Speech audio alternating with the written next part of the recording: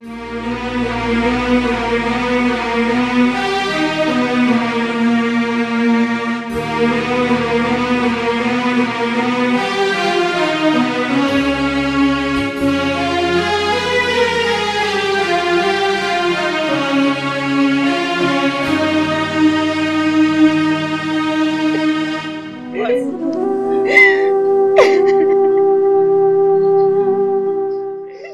બેટા બસ.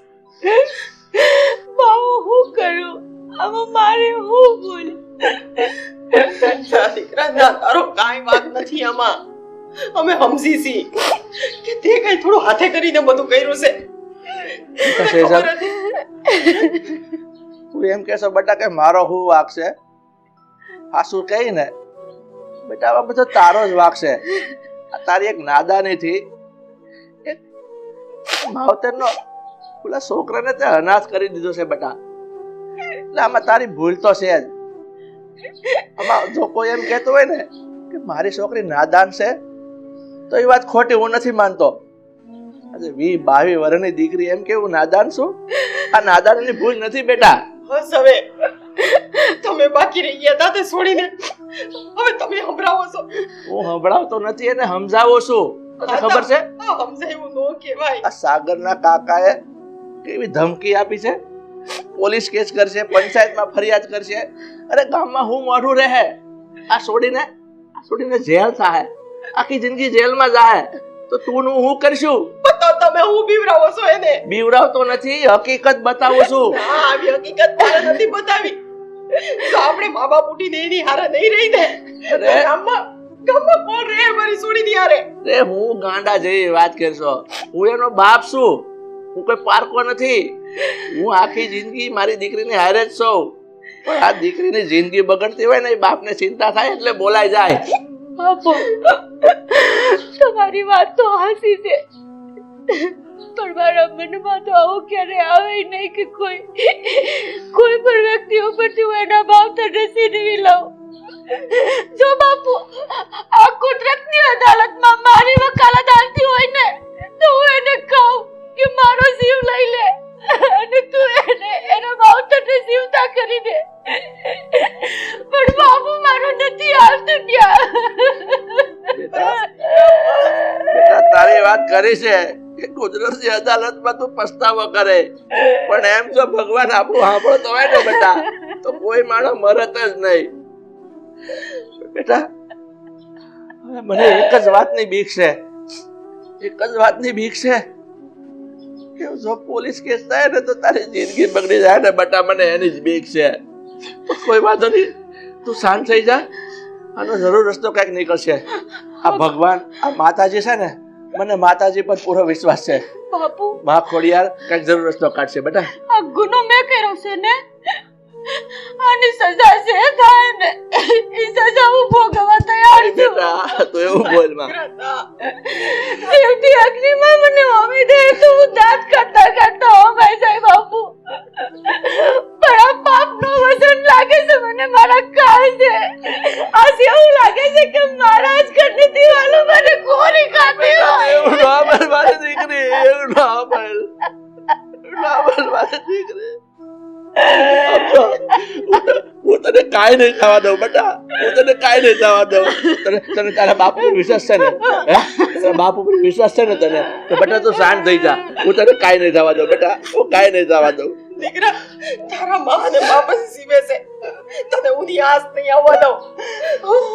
મારે જે થવું છે ને એ સજા હું મારી માથે લઈ લઈશ, પણ મારી દીકરીને કાંઈ નહીં થવા દઉં. ઓછું ન લગાડ.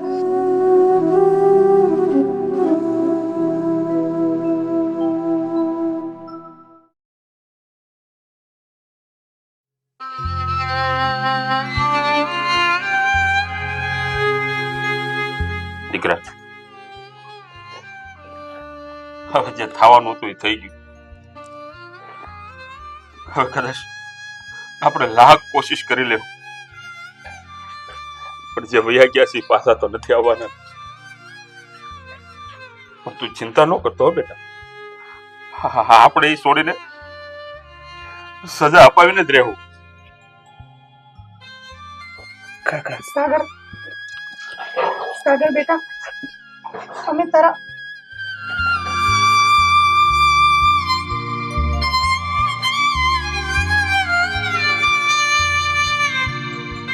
બેટા આમ હિંમત હારી જવાથી કાંઈ નથી થવાનું.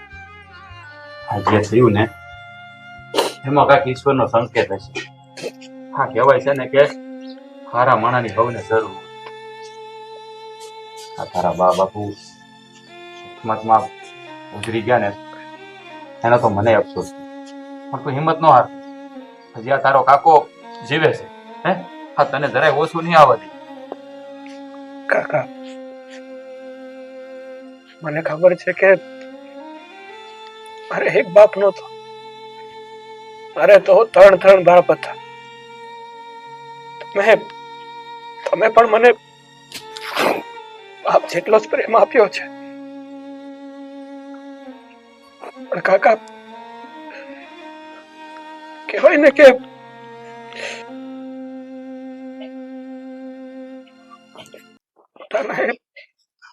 પોતાના જ કહેવાય. અને કાકા આ ખેતર બળી ગયું ને એનો મને જરાય અફસોસ નથી. પણ મારા મા બાપ મારા બા અને બાપુની સાથે આવું થયું ને એનો અફસોસ છે. અરે કાકા કોઈ દિવસ મારા બા કે બાપુએ કોઈનું કઈ ખરાબ નહીં કર્યું. હંમેશા કોઈનું સારું થાય ને એમાં જ રાજી થયા હોય છે. છતાંય મોત તો આવ્યું પણ આવી રીતે જ્યારે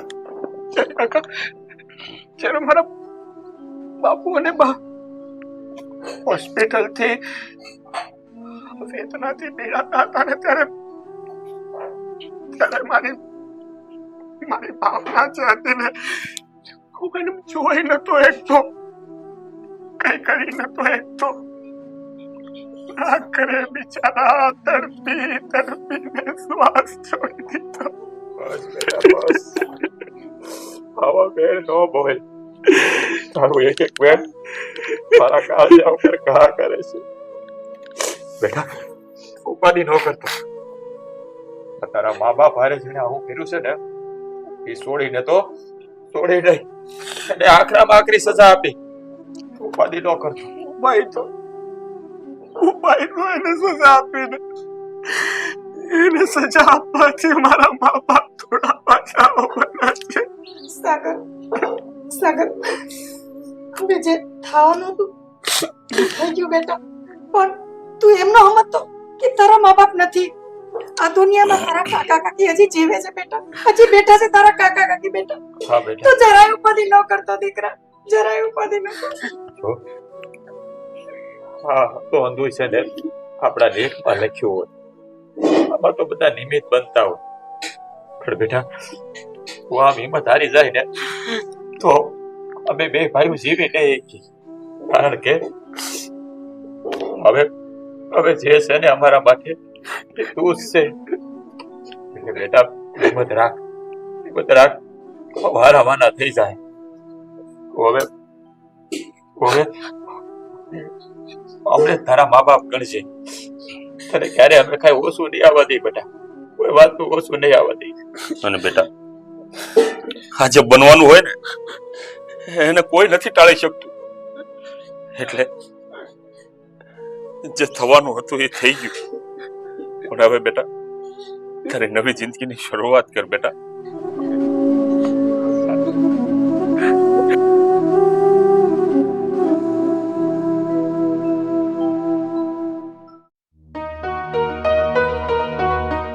રાજ બહુ ખોટું છું છે ભાઈ. વાત તો તમારી હાવ સાચી છે મોટા ભાઈ. પણ હવે આ મુસીબતમાંથી કેવી રીતે છુટકારો મળશે ને એનો કઈક વિચાર કરો. મને તો આપણી છોકરીને મોઢું જોઉં છું ને ત્યાંની ફિકર થાય છે. બિચારીને નાદાનીમાં ભૂલ થઈ ગઈ એમ કહીને તો હાલે. પણ મોટા ભાઈ આપણી દીકરીને થોડી એવી ખબર હોય કે આવી ઘટના ઘટી જાય.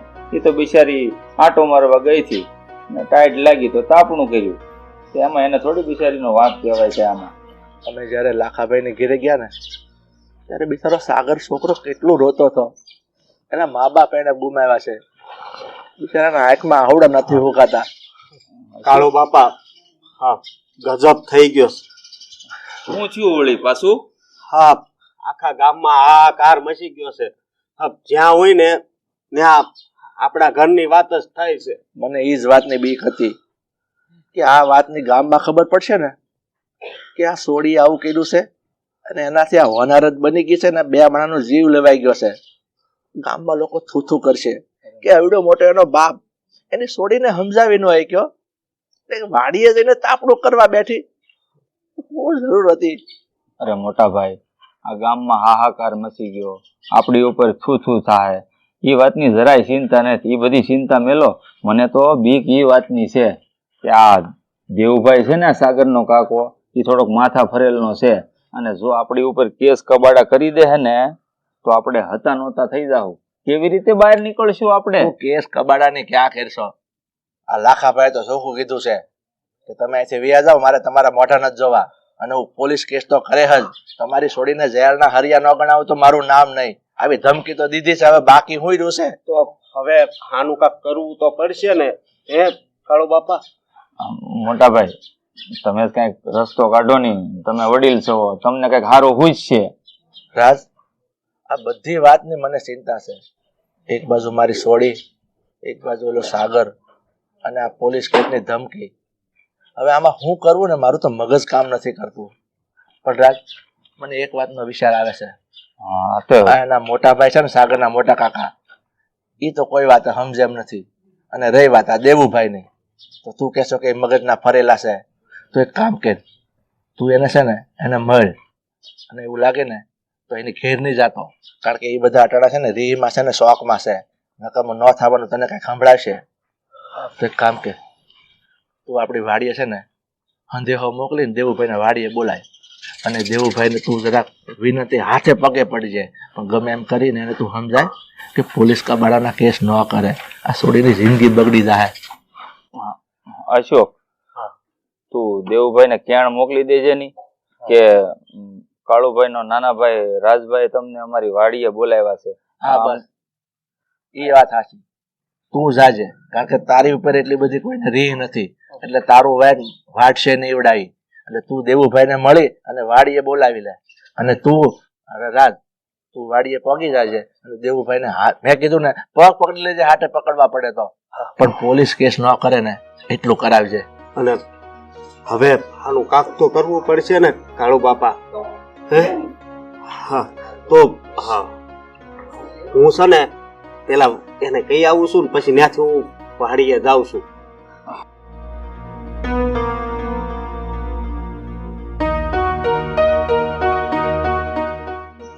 મોટા ભાઈ, હું શું કહું છું તો હું અહીં બેહીને શું કરે? હા, તું વાડી ભેગો થા, ત્યાં આવે ને એટલે મેં સમજાવી દે. જા. સારું મોટા ભાઈ.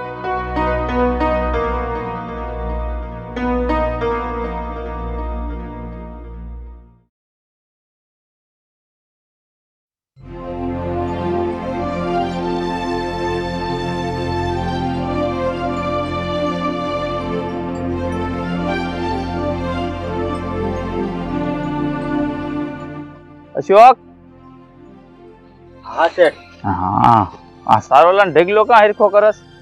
હા, આ નીચે વહી આવ્યું હતું, મેં કીધું થોડુંક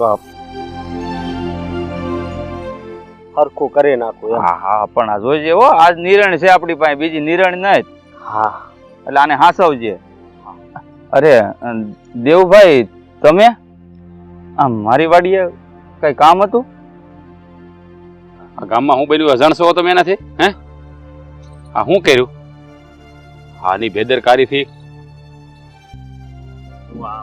હું જો ઈ છોડીને સમજાવાય કે નહીં? હે, મેં તો કીધું થોડોક આ બાજુ તાપ કરવી, પણ એને કીધું કે નહીં અહીંયા કર.